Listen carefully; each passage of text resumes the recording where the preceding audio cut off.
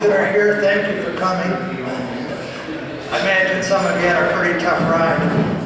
We're going to get started with the program now. We have Tom Fournier of 41st Foot, and he has a nice program that he's going to put on for you. So the chatter in here, if you talk too much, it's really hard to hear. So kind of, if you could, please don't stand in the back of the room and talk. So I got a musket. Then I'll give it to Tom. Yeah, he says he's got a musket. So. No, I have a musket section, and I'll get them to suppress needless chatter. So. Bear with me one sec.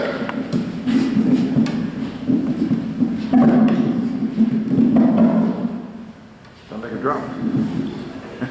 There, how's that? Yeah, perfect.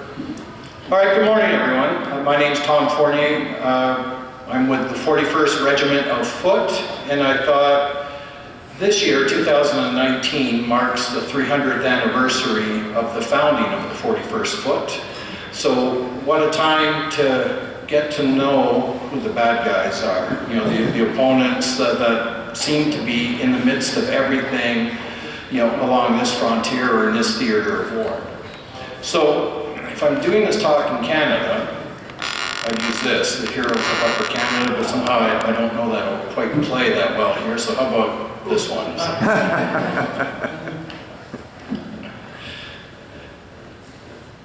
All right, so we'll look at the history of the 41st Regiment, but I really want to focus on their time that they were deployed to Canada. And you see from the slide, it was actually quite an extensive period, 1799 through to 1815. All right, so for an agenda, we'll look at their formation and the early years, their assignment to Canada, talk about the war years, significant actions or battles they participated in, their leaving of Canada, and then look at the other activity the rest of the 19th century, and we'll look at a couple of significant personalities as we go along. So our screen's not very big, this will probably get a little bit muddled, but it talks about, I think it really speaks to the amalgamations that we have seen in the British Army. So a lot of regiments, especially the numerical regiments that people might have known or heard about, a lot of that have been lost. They're now battalions within a much larger entity.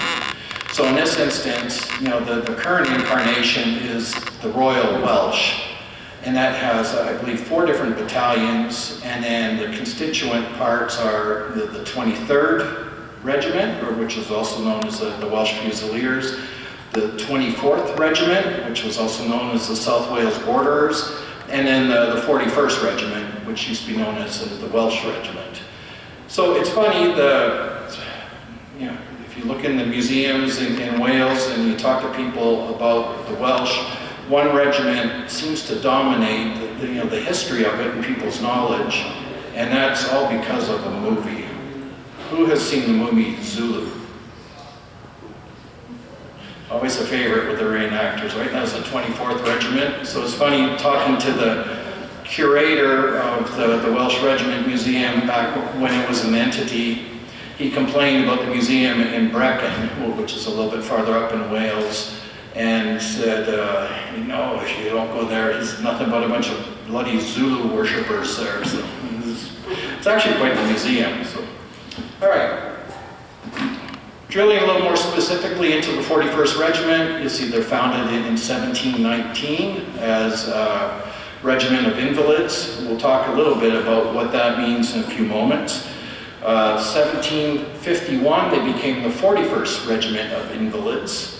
And then, big date in the regiment, 1787, they went from being an invalid regiment to actually being brought into the line to being a full regiment of foot. And then 1881, as part of the Childers reforms, the 69th Regiment and the 41st Regiment were combined to create the Welsh Regiment. And then 1920, you'll see a number of name changes. They seem to alternate between being Welsh, Welsh, Welsh. So then, and then as you've seen on the previous slide, the amalgamation with the 24th and then with the 23rd to be the Royal Welsh as we see it now.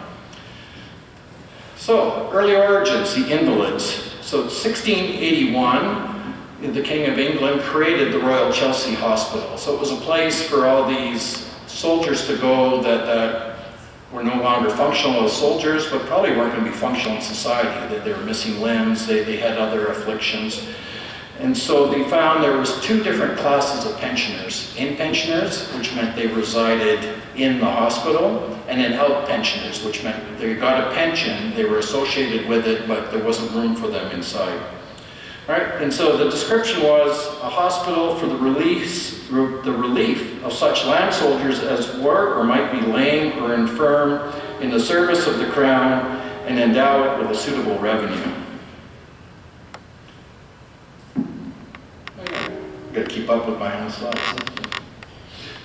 So this is Royal Chelsea Hospital. It's actually in a part of London, and it looks much like this today. I was through there last year, and quite remarkable, the grounds, and then the architecture. So if you know of St. Paul's Cathedral, it was designed by Christopher Wren. Christopher Wren designed a lot of the buildings associated with the Royal Chelsea Hospital. All right, so the 41st started out as Colonel Edmund Fielding's Regiment of Invalids. There's a wonderful image of an invalid, what they might have looked like. And this is the sort of stuff I have to try to work with, to base my talk on. All right, so once again, they were disabled soldiers, veterans that were rendered incapable of the duties of an active campaign, but they're still fit for garrison duty. So a lot of times the regiment, when it was going for overseas service, if they were short-handed, they may look at an invalid regiment and try to pick the best of the worst to top up their numbers. You know? And then ordinarily, the life of an invalid was described as ease and comfort, and the 41st was predominantly deployed in Portsmouth, a major naval port, for the Royal Navy in the southern part of England. And more specifically, right there in the bottom in Southsea Castle. So finally, some excitement for the 41st Invalids. 1759, there was a mysterious explosion at Southsea Castle.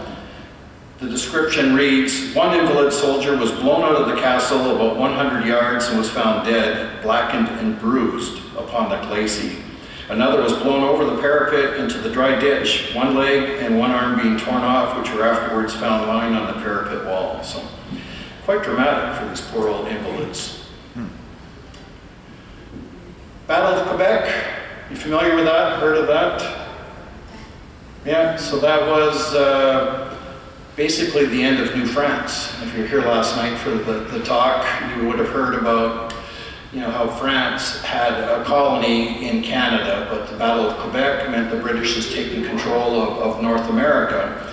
And quite dramatic, the British got behind, they went up the St. Lawrence, got beyond the city onto the Plains of Abraham, and the French general brought his armies out onto the plains to meet the British face to face. So the British had double balls in their muskets. Their line was 3 men deep, and they called it the most perfect volley in history. That one volley decimated the French army. The French general Montcalm was fatally wounded, as was General Wolfe, the British commander. So this is the sort of things that an invalid regiment tries to note in their history. So they were there in Portsmouth when General Wolfe's remains returned to England. And so they greeted him with respect and supervised him being loaded in a carriage and taken to London. So this one's a little tongue-in-cheek. I think most people in England have never heard of the Battle of Portsmouth. So it's an outcome of the American War of Independence. I've got to be mindful of where I'm standing. In Canada, we call it the American Revolution. But a regiment of Highlanders, so Scottish soldiers that had been in America, had returned to England, and they thought they were going to be disbanded and returning home. But upon arrival at Portsmouth, they were being held on their ships, and then they heard that, no, actually, we're going to force you to deploy to India. And so then you have to understand that these soldiers would be in the army, it would be for quite a number of years. So they've probably been in that Highland Regiment already for 5, 6, 7 years, possibly more. They had visions of being released from the army, going home, and then they found that they were going to go to India for years more and possibly never return, given the nature of health and longevity of the soldier. So in 1782, this regiment refused their orders, they disarmed their officers, and they revolted or mutinied. And so the only thing to resist them was the 41st Regiment of Invalids. But the only problem was the Invalids had no ammunition for their muskets. So they tried to oppose these Highlanders. One of the Invalids got shot, and the officer in charge of the Invalids was captured because as the Invalids were fleeing and running away, this elderly ensign had a wooden leg and couldn't run very fast. The story says these Highlanders were so distraught at killing this old veteran that they did become much more submissive and were willing to listen. But a little bit of fun, there's a poem associated with this. Full many a fiery day, and is it lawful now to sell and send us far away? The old fogies then opposed the squall, which every townsman feared, till whistling shots struck Tommy Crawl, when quick they disappeared. Their leader bold was captive caught, for quarter forced to beg, in vain upon escape he thought, for he'd a wooden leg. A little bit of fun. All right, 25th December 1787, the 41st Regiment loses its invalid nature and becomes a full regiment of the line. Sir Arthur Wellesley, the Duke of Wellington, he was a member of the 41st. But he didn't stay very long. I'm not sure he actually ever reported to the 41st, but he does appear on their rolls. And then the 41st, they were in Ireland, so kind of part of the troubles in Ireland, but not overly. That there was a lot of brutal suppression of rebellions and different stuff happening in Ireland. But the 41st experienced this in County Leitrim. Right? So they were marching from Carrick-on-Shannon, there, to Manor Hamilton, and at Drumkieran, they met a large number of defenders, some in the fields on either side, others on the road. Captain Gray of the 41st wrote, "We must have been all cut to pieces. I had the misfortune to have Sergeant England, a gallant old soldier, very desperately wounded, 1 corporal and 6 privates, most of them severely so. 9 or 10 of the villains lay dead at our feet. At the time, we disengaged ourselves." So that's how the 41st soldier would look in the 1792 pattern uniform. A renewal of war between France and England gave them their first opportunity to serve in an overseas campaign in the Eastern Caribbean. In September of 1793, the flank companies, so a British regiment would have 10 companies. 8 of them were companies of the line, so they were the ones that moved in the big line formation, the linear tactics. They had a light company, the light infantry, which you would see fighting in advance of the line, a lot of times in pairs. They might be the advance guard on a march, or maybe part of the rear guards, so the lights were quite agile and used a lot. And then the grenadiers, the minimum height requirement was 6 feet, so they tended to be the shock troops. So if you needed to overcome an obstruction, if you had to get through an area, a lot of times they would send the grenadiers. So quite often you would see the light company and the grenadiers, which were known as the flank companies, because in a line formation, they were the 2 ends as a regiment would form on parade. All right, so the flank companies went first. They sailed from Cork, Ireland to Barbados in the West Indies to be part of an expedition to reduce the rich French West Indies possessions. So a little fun fact, at the end of this, as France and England negotiated a treaty, France was given a choice. You could have Quebec back, New France, or you could have your possessions in the Caribbean. And France chose the Caribbean islands. Sugar, spices, that was immeasurable wealth, as opposed to Canada, where you were starting to see some outcome from the fur trade, a lot of trees, but they didn't really see a whole lot of value to it. So I always say that one for the separatists in Quebec.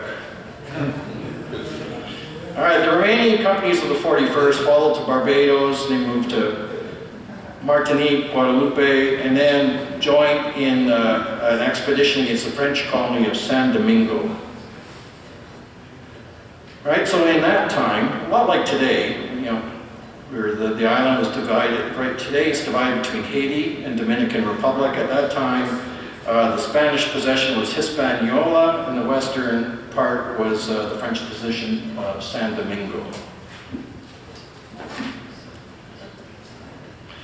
All right, the British fleet anchored off Port-au-Prince on the 1st of June, 1794. On the 3rd, a detachment of 41st were an advance party as part of the force that captured Fort Bizaton, down there at the bottom of the harbor.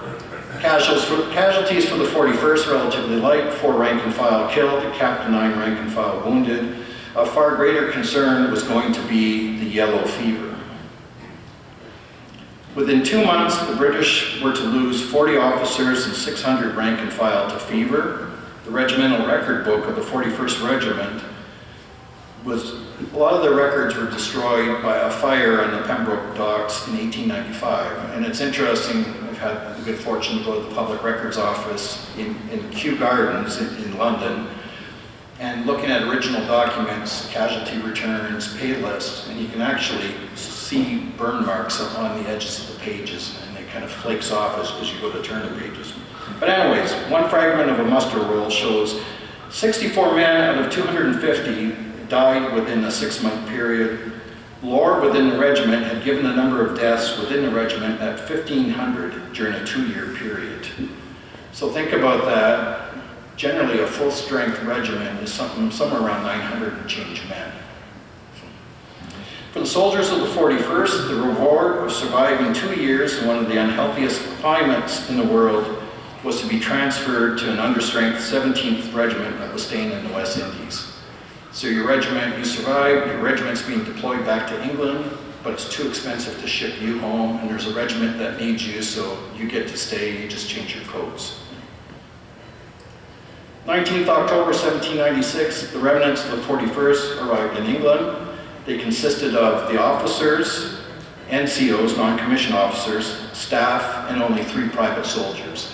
So they kept the core, the soul of the regiment to rebuild around. Right? In this group was Adam Muir, an NCO that went on to become an officer in the 41st Regiment and quite active in this area. Another officer was Captain Gordon Drummond, who went on to become Major General Sir Gordon Drummer and ended up at the end of the War of 1812, the commander of all His Majesty's forces in Canada. 31st December 1796, the fragmentary skeleton of the 41st arrived back in York, Ireland with a desperate need to rebuild before its next deployment, which would come pretty soon. 17th August 1799, they sailed from Cork, Ireland on the transport ship Asia, arriving in Quebec the 24th of October 1799, a passage of 68 days. So here's a description of what it was like on the transport ship Asia. Kind of reminds me of a cruise I took out of Fort Lauderdale. It was a party cruise as a student. Right? Yeah. So certainly not the life or luxury there. On board ship, a brutal infection broke out, and there's many fevers throughout the people. Desperate to contain it, this recipe was pursued. Decks well scraped and washed, hammocks, bedding, bottom boards of berths exposed to air on deck. Fumigate with burning pitch or gunpowder, decks sprinkled with vinegar. So the thought was either infected bedding or sick soldiers, so that the last minute transfer was prisoners on They use these old out-of-service ships, gals or hulks. So they transferred some prisoners into the 41st Regiment. They said, rather than rotting in a prison ship, we're going to deploy you to Canada and you can serve in the Army. So one of these was the origins of a typhus fever. There was about 20 deaths on the voyage. They arrived in Quebec, and the 7th of November they moved on to Montreal with the fever still raging. When they left Quebec for Montreal, there remained behind in Quebec 90 non-commissioned officers and men. 28 men died in November. December, another 24 deaths took place, but from this date, the sickness gradually diminished. In all, number of deaths from typhus fever appeared to be 85 of all ranks. But there you go, even as you're just starting a deployment, you've lost 10% of your effective strength. At Montreal, a number of the sick were put into a temporary hospital, but the doctors and attendants very quickly also got the typhus fever and were sick and died. A local country doctor was called in to look after these men, and I think he's probably more afraid of the fever and getting it, so he had a unique solution in the dead of winter, probably a day a lot like this. At night, he left all the windows in this temporary hospital open along with the doors, and when people came the next morning, they found that all these sick soldiers were frozen to death. So their file mates and company mates from the 41st went looking for the doctor, but he had fled back into the country. So, and it's funny, at the end of all of this, the garrison surgeon, any medical personnel in Montreal, all the officers of the 41st were all sick with this fever. And so the people of Montreal, they used whatever medical resources they could locally to try to cure these soldiers of the fever. At the end of all of this, the senior officers of the 41st were disciplined for spending excessively on this and without permission. So, life in the British Army. All right, life in Canada. I'll zip through this. I think I want to illustrate how much these regiments were on the move, and then also how much they were fractured or broken up. So 1801, you see them deployed predominantly in Quebec or Lower Canada at the time, manning these different forts and outposts. 1802, they moved to Upper Canada, so you see them, they have detachments at Kingston, York, which is now Toronto, Fort George in Niagara-on-the-Lake, and Fort Erie. 1803, 1804, they're brought back to Quebec. So it's time for the entire regiment to come back together, for them to do training, to do inspections, and just to check out the overall state and fitness of the regiment. And then they send them out again, 1805, back up to Upper Canada. You'll see them scattered over a wide number of posts. From Kingston to Amherstburg, that's somewhere about 400 miles. And then if you look, Fort St. Joseph, that's north of Mackinac Island, close to Sault Ste. Marie. So, that's another probably 500 to 600 miles up that way. So you can imagine, you're the commanding officer of the 41st, it's like you have no span of control. Like your men are scattered over such a vast distance. All right, so they're scattered like that, 1805, 1806, all the way through to 1808. In 1809, they're brought back to Montreal. This is the first time the entire regiment's been together in 5 years. Everyone's in one place. And then if you look at the records of the 41st, they have the sense that there's pending hostilities with the US. So the regiment starts reshaping itself and preparing for war. So officers were dismissed. Men were transferred out of the 41st to the 10th Royal Veterans, which is a lot like an invalid regiment. Men were retired, and then new drafts of men from recruiting were coming in. So the regiment became much younger and much more fit. So then you see them deployed 1811, back to Upper Canada. And then here we are, June of 1812, at the outset of war. You'll see the 41st, some at York, but the majority of the regiment is scattered through the Niagara frontier and then across the river in Amherstburg.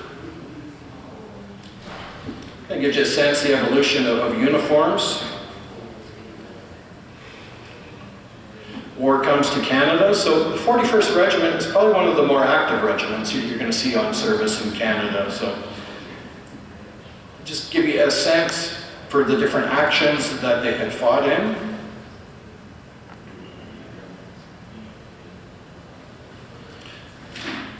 quite a number over quite a long area. All right, and then recall at the outset of the war, the 41st were scattered predominantly across the Niagara, but then also in Amherstburg.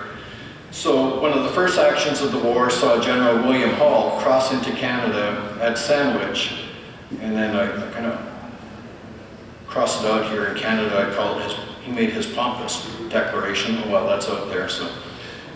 Oops.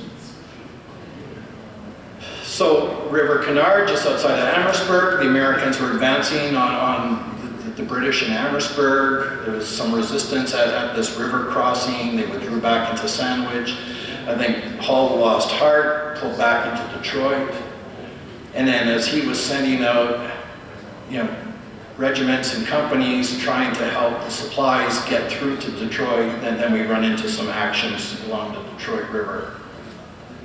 And then ultimately we had the capture of Fort Detroit. So Hull's capitulation was viewed as a humiliation by the Americans, and they thought that had to be reconciled in revenge. 41st Regiment were both physically the largest part of the attacking force, but also trying to bulk up the British numbers and use cast-off 41st coats, and had local militiamen wearing the 41st coats, still looking like that there was more regulars as part of the attacking force. So that's the 41st earned their first ever battle honor, Detroit. Around this time, a 2nd Battalion was authorized for the 41st. So really it got up to about 650 men, and it was deployed. A real rarity in the British Army. The 2nd Battalion was actually sent to the same theater of war where the 1st Battalion was. So they were sent to Upper Canada, and they arrived in May of 1813. So from the captured Detroit down this way, a bunch of the 41st were loaded back on boats, went back to their garrisons along the Niagara frontier, and very quickly found themselves at the Battle of Queenston Heights. So the Americans had been massing armies along the Niagara frontier. They crossed at Lewiston over towards Queenston. The British opposed them. General Brock was killed. All the reinforcements, 41st from Fort George, 41st from Chippewa, were amassed in the Queenston area, and then basically pushed the Americans off the heights. As we get later into 1812, early 1813, the Americans started at the rapids on the Maumee River, the Miami, started amassing supplies in stores. They wanted to bring in an army to try to capture back Detroit and take control of this frontier again. So as they were amassing this in the area of Fort Meigs,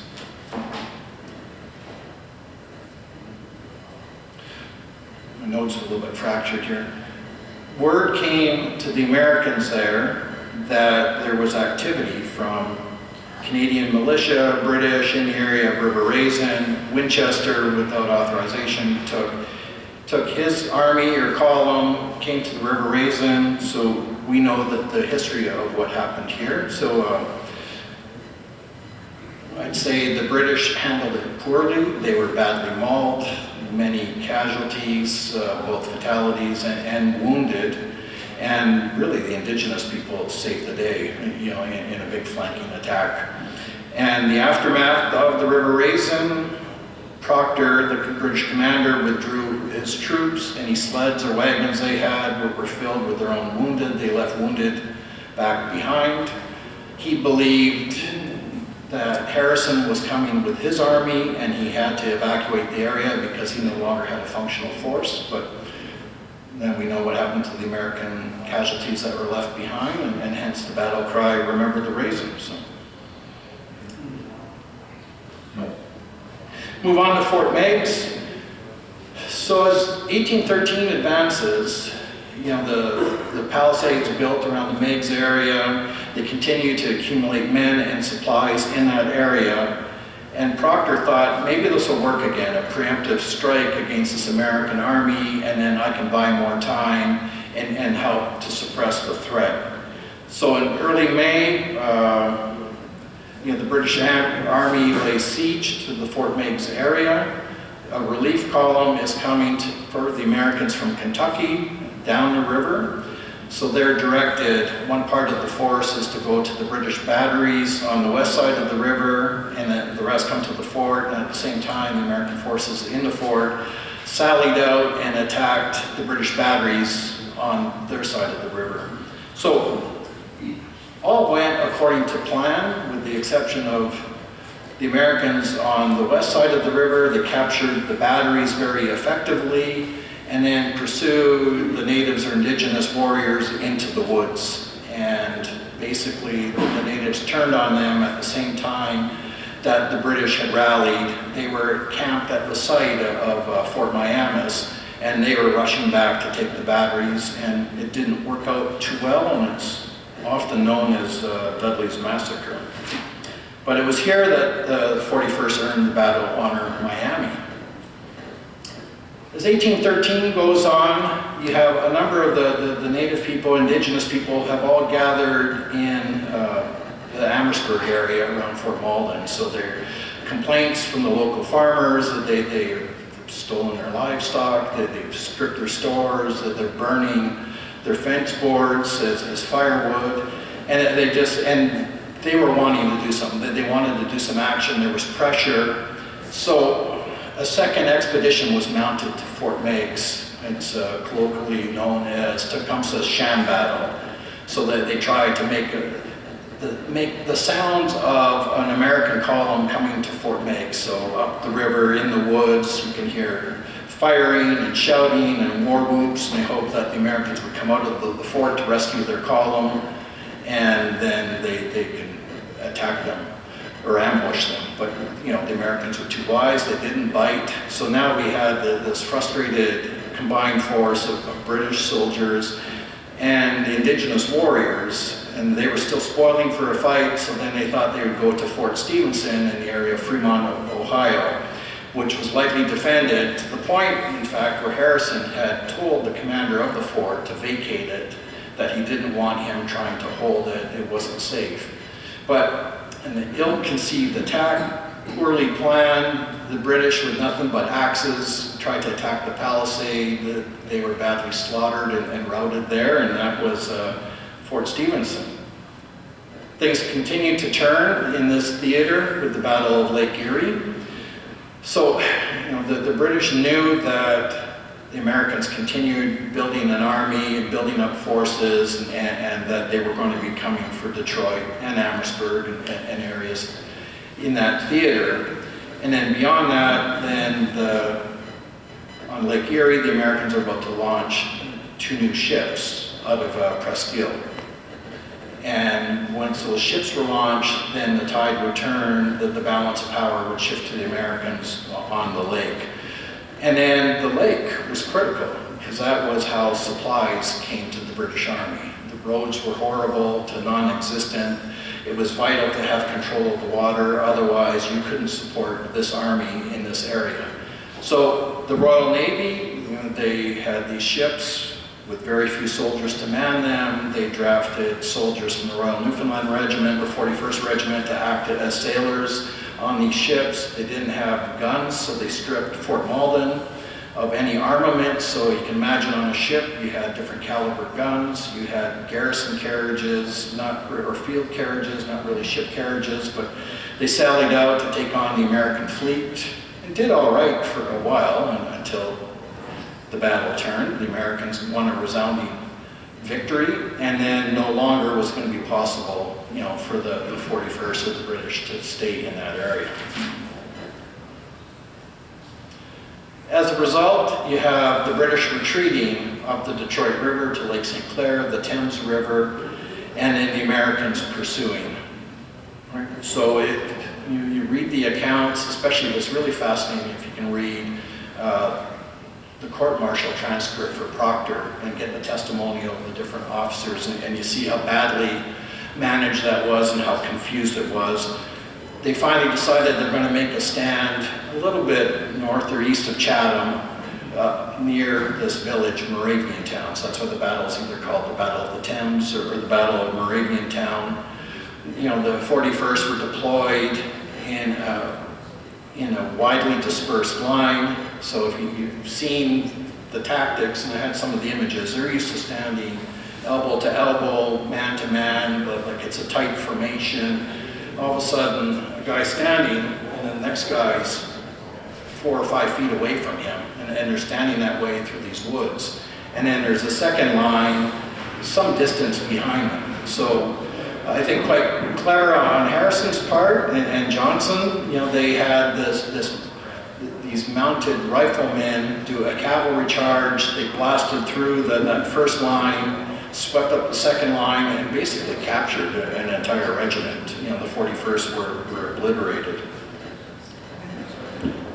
There were a few remnants of the 41st, some officers and men. They found their way back into the Niagara area. They were combined with the 2nd Battalion that were in that area, so that got reconstituted as the 41st Regiment. There was no longer a 1st or a 2nd Battalion. That just became the new 41st.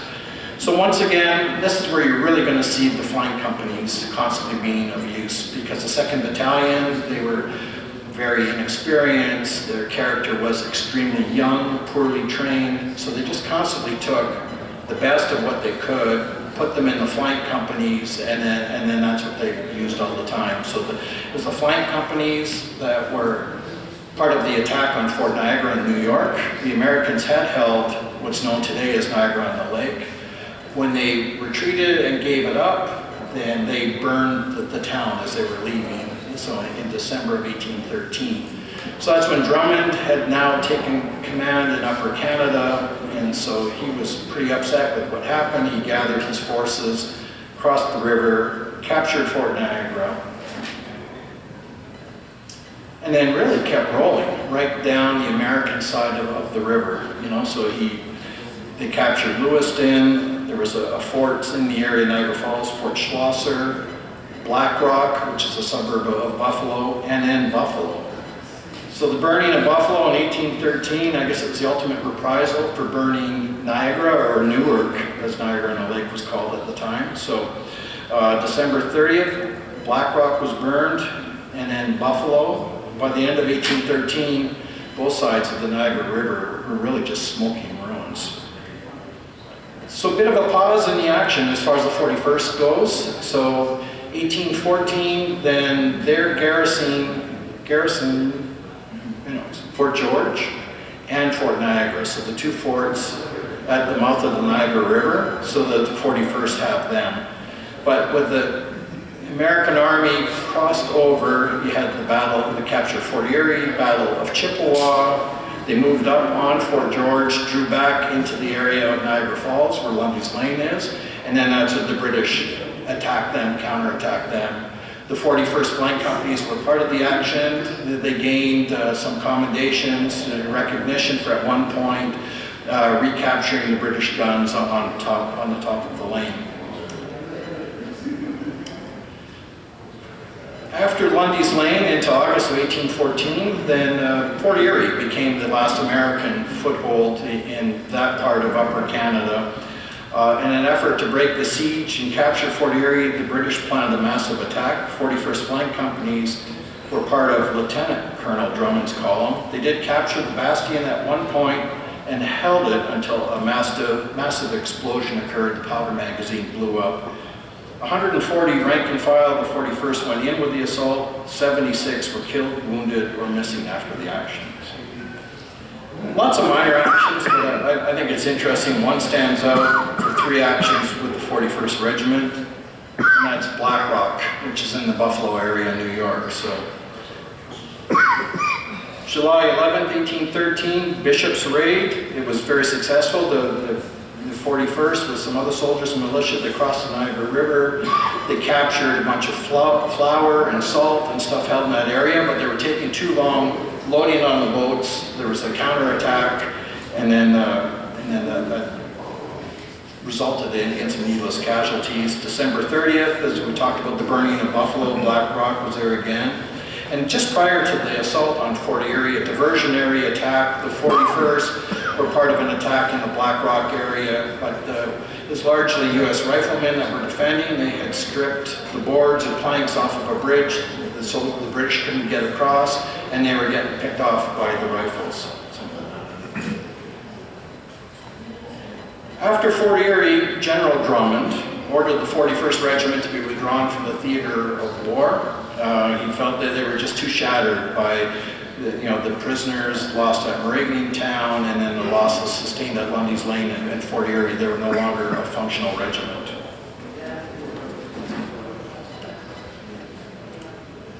So, some interesting personalities associated with the war. One, often associated, especially with this battle. So he started out being the colonel of the 41st Regiment, and then was Major General Henry Proctor, who had command in this area.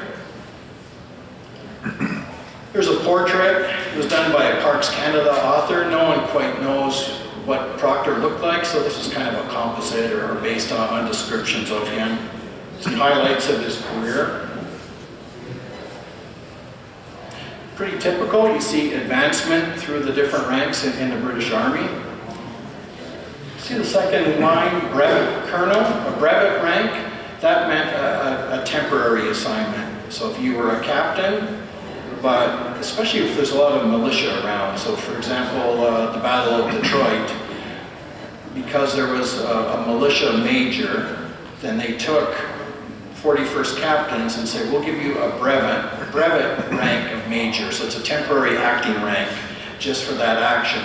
So that way a regular didn't have to take orders from a militia officer. So that was kind of the British solution to that. Some actions Proctor was involved in. Battle of New York, back with the American Revolution. As we said, the capture of Fort Detroit, he was awarded a gold medal for that. Here, River Raison. Fort Meigs, 1 and 2, Fort Stevenson, and then Moravian Town, or Battle of the Thames, which was his ultimate demise. So he was born the son of a British Army surgeon in Ireland. Married 1792, had 1 son and 4 daughters.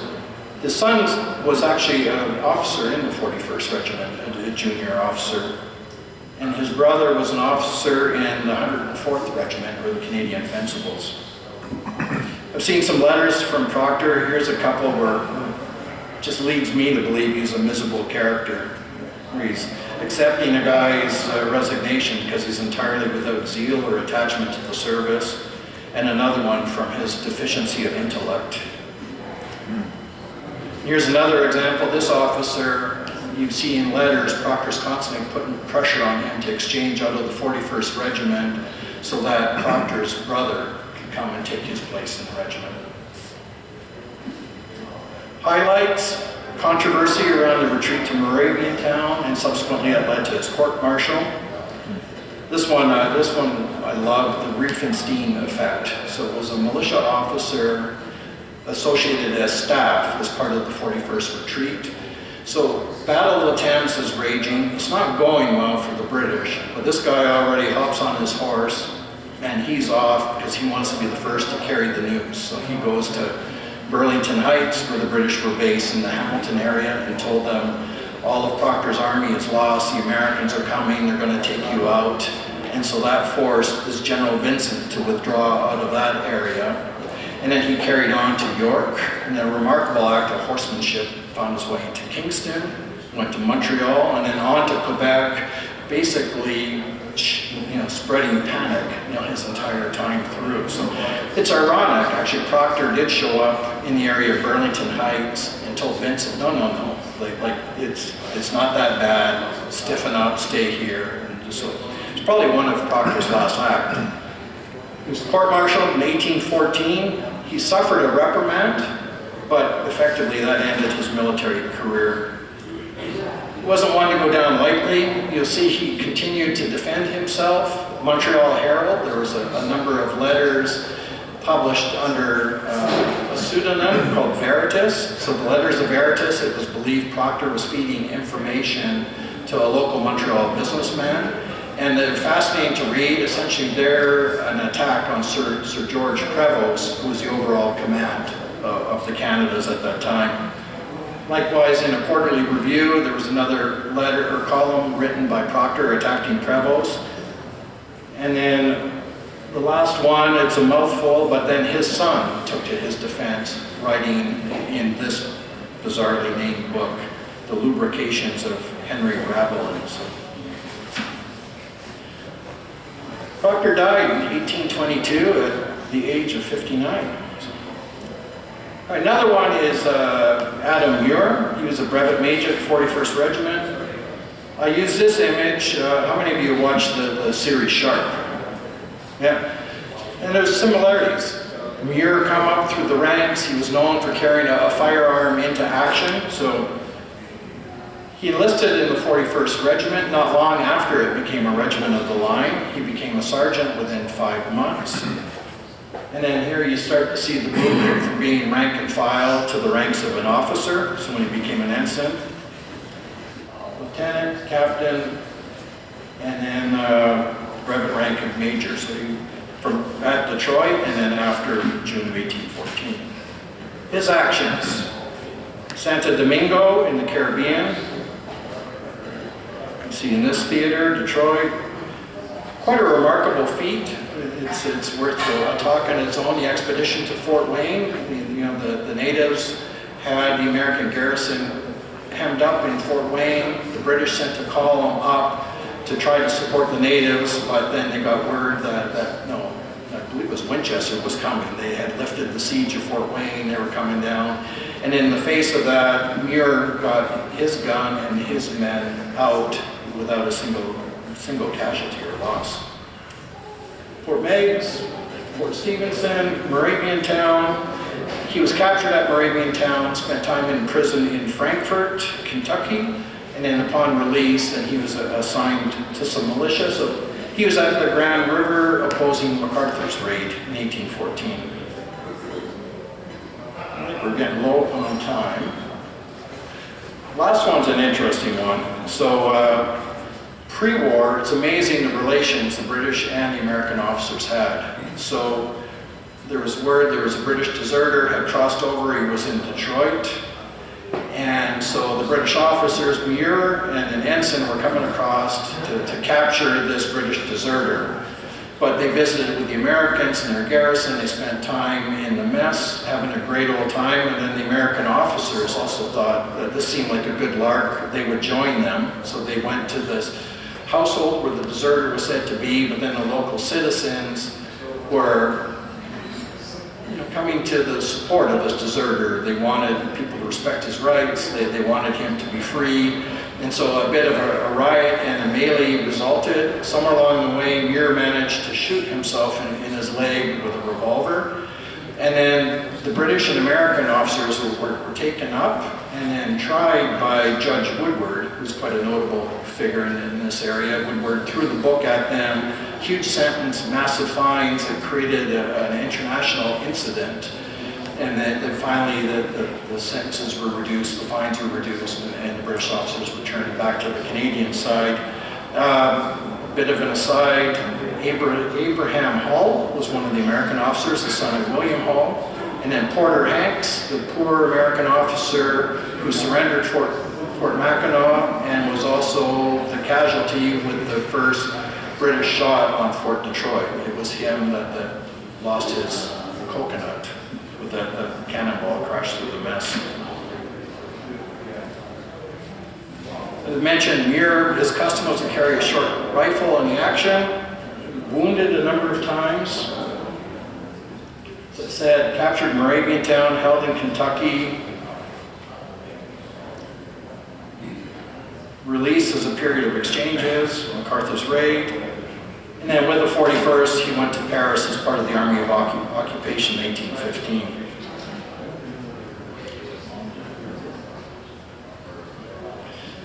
All right, so basically he got wounded and returned to Canada to settle. They found the pension wasn't enough to support his massive family, just a desperate situation, and ultimately he died in 1829. He was known as the white-haired captain. It was a premature graying. He was known for his humanity. So I don't know if this was commonly known. A lot of the American prisoners, the indigenous people would take them, either to adopt or to hold as hostage. But a lot of the British officers used their own funds to go buy American prisoners and then gain their release from the indigenous people. Muir, who was desperately poor, was one of these. He was commonly commended for his bravery. He was survived by his widow and her 10 children. And his son, George Manly Muir, went on to become a clerk of the Legislative Assembly of Quebec. The big thing with Muir is the British Army very much had a class system, and so they talked about officers that came from the ranks. The other officers didn't respect them, they didn't treat them well, and then also officers that came up through the ranks, a lot of times they didn't have the financial means, to be able to have an active part of the mess. And you see derogatory letters making fun of Muir because he couldn't afford the new style or new fashion of coat. So he'd go into battle wearing a uniform coat that was out of style. So sad end to a gallant career. Some letters from his widow trying to get more pension. We're getting close to kickoff here and I'm almost done. So. All right, wrapping up their service in Canada. As I said, in September, they were pulled out of the active engagement, moved to Kingston, went to Quebec, and after all those years in Canada, they were going to be deployed right away to Europe.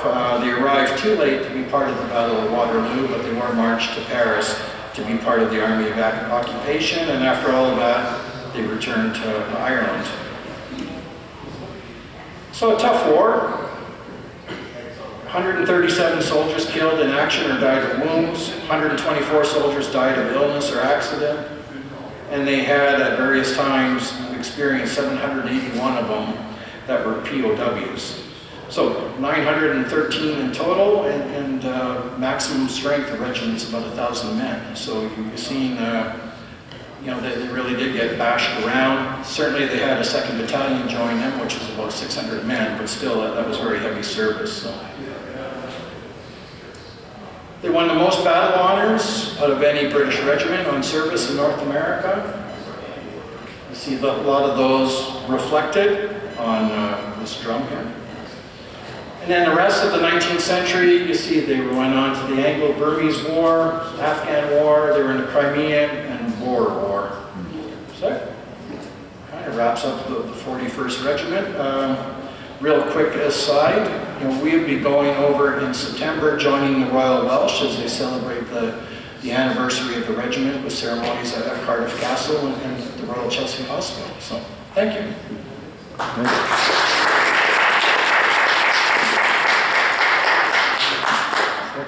Any questions? Yes? Well, to keep their ranks up, did they accept recruits from the Americas? There were some Canadians. Canadians were considered foreign troops. So there were a number of them in the 41st Regiment. But generally, Canada at that time period was so sparsely populated that there weren't a whole lot of men to be had. So. And at the same time the War of 1812 was going on, then you had the Napoleonic Wars in Europe. So there was a huge manpower crunch for the British. When they went to Paris for the occupation, they changed over from their stovepipe to the Belgian? We believe by 1814 that they would have been looking like the Napoleonic armies, and that they would have had Belgiques by then and probably gray trousers rather than white. So generally the new uniforms and stuff would arrive in the fall. So the uniform changed in 1812. So that stuff might have been starting to filter through, but remember it would arrive in Quebec, have to be moved by bateau up to Montreal, upriver, and then find the soldiers. So it's quite an undertaking for them to get new uniforms and such.